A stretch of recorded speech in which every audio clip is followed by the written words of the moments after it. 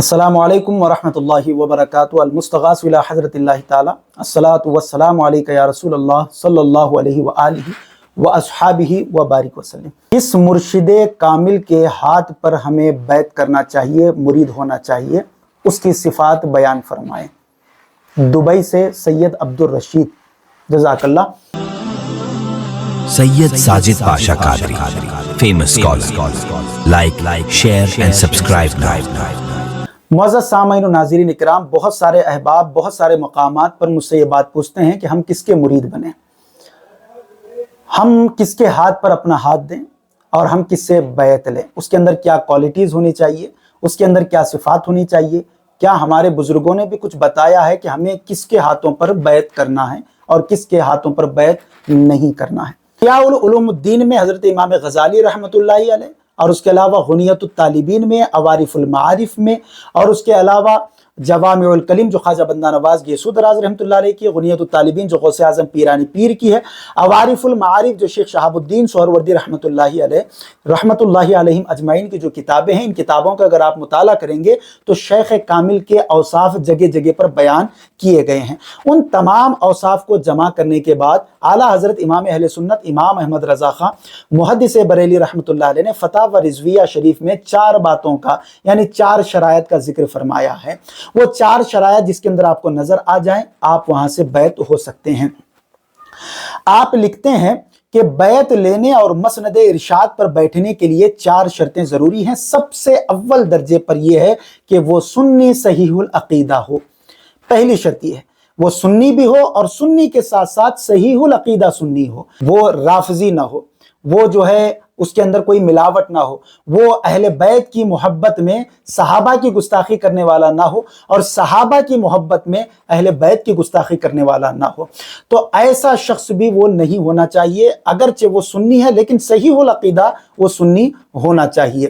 اس کے بعد نمبر 2 پر یعنی دوسری شرط آپ بیان کرتے ہیں کہ وہ عالم باعمل ہونا چاہیے، یعنی عالم بھی ہو اور عالم کے ساتھ ساتھ باعمل بھی ہونا چاہیے۔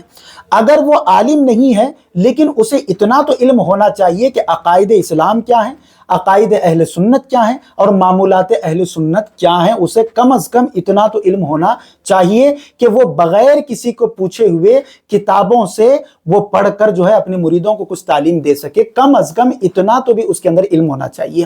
اب یہاں پر جو لوگ کہیں گے کہ بھئی عالم کی شرط کہاں سے آگے، اگر عالم ہو تو سونے پہ سہاگا ہے، اگر عالم نہیں بھی ہے تو کم از کم اسے اتنا تو علم ہونا چاہیے کہ اسلام کے عقائد کیا ہیں، اہل سنت کے عقائد کیا ہیں، معمولات اہل سنت کیا ہیں۔ اس لیے بے علم کبھی بھی خدا کو نہیں پہچان سکتا۔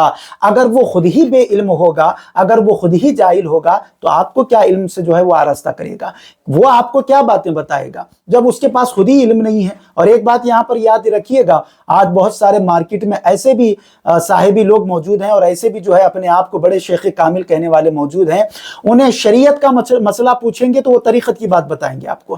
تو یہاں پر اس بات کو یاد رکھیے گا، بالکل فیک مرشد ہے، یہ بالکل فیک جو ہے پیر ہے، اس لیے کہ مسئلہ ہم پوچھ رہے ہیں اسے شریعت کا اور وہ لے کر جا رہا ہے آپ کو طریقت میں۔ وہ بول رہا ہے کہ نہیں یہ سب شریعت کی باتیں ہم سے نہ پوچھو، وہ مولویوں سے جا کر پوچھو، وہ مولوی آپ کو بتائیں گے۔ تو جو شخص آپ کو شریعت کے مسائل نہیں بتاتا، کتراتا ہے اور شریعت کی باتوں کا انکار کرتا ہے اور یہ کہتا ہے کہ یہ ملا مولویوں کی باتیں ہیں، یہ ان سے جا کر پوچھو، 1 نمبر کا وہ جاہل اور 1 نمبر کا وہ فیک پیر ہے۔ جب آپ اسے شریعت کا مسئلہ پوچھیں، اسے چاہیے یا تو وہ انکار کر دے کہ بھئی میں نہیں جانتا، میں اتنا پڑھا ہوا نہیں ہوں، آپ کسی عالم دین سے پوچھ لیں۔ نہیں جانتا کہنا یہ بھی ایک علم ہے، قرآن اور حدیث سے ثابت ہے، دیکھ لیجئے گا۔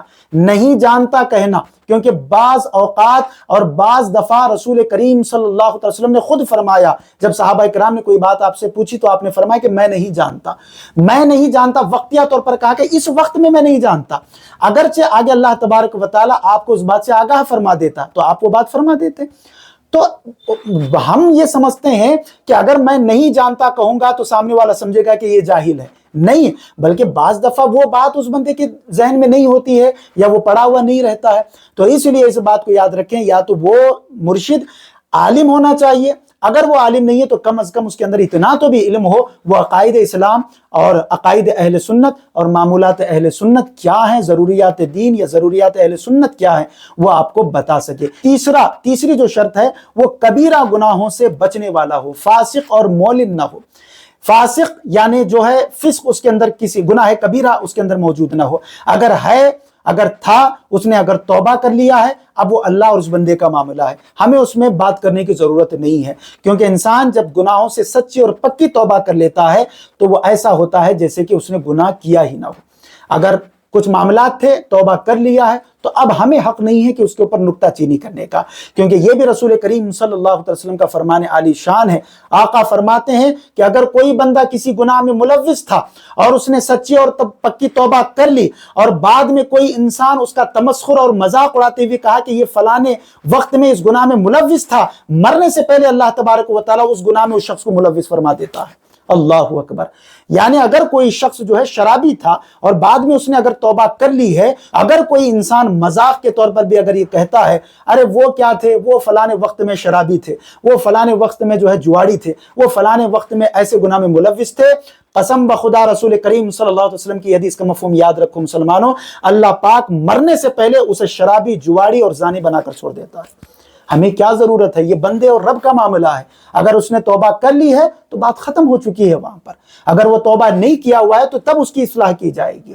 تو اس لیے اگر سچی پکی توبہ ہو چکی ہے تو وہ الگ معاملہ ہے، اور وہ مولن نہ ہو، یعنی علل اعلان وہ گناہ کرنے والا نہ ہو۔ اگر وہ علل اعلان گناہ کرنے والا ہے تب بھی اس کی بیعت نہیں کی جائے گی۔ اور پھر چوتھی آپ نے شرط یہ فرمائی کہ اجازت صحیح متصل ہو، جیسا کہ اس پر اہل باطن کا اجماع ہے۔ جس شخص میں ان شرائط میں سے کوئی ایک شرط نہ ہو تو اس کو پیر نہیں پکڑنا چاہیے، اور اگر یہ شرائط پائے جائیں تو پھر اس کے ہاتھ میں آپ ہاتھ دے سکتے ہیں۔ کچھ باتیں تھیں، کچھ شرائط تھیں کہ جس سے آپ مرید ہو رہے ہیں، اس کے اندر دیکھیں، جب یہ پائی جائیں تو آپ وہاں پر جو ہے مرید ہو سکتے ہیں۔ اللہ پاک ہمیں سلسلہ قادریہ، چشتیہ، نقشبندیہ، سہروردیہ، مجددیہ اور سیلانیہ جمیع سلاسل سے اللہ تبارک و تعالی ہمیں جڑنے کی اور وہاں سے فیوز و برکات حاصل کرنے کی توفیق عطا فرمائے۔ السلام علیکم ورحمۃ اللہ۔ مزید ایسے ہی ویڈیوز دیکھنے کے لیے ویڈیو کو ابھی لائک اور ہمارے یوٹیوب چینل سید ساجد پاشا قادری کو ضرور سبسکرائب کر لیں اور بیل آئیکن ضرور پریس کریں تاکہ ہر نئی آنے والی ویڈیو کی نوٹیفیکیشن آپ کو ملتی رہے۔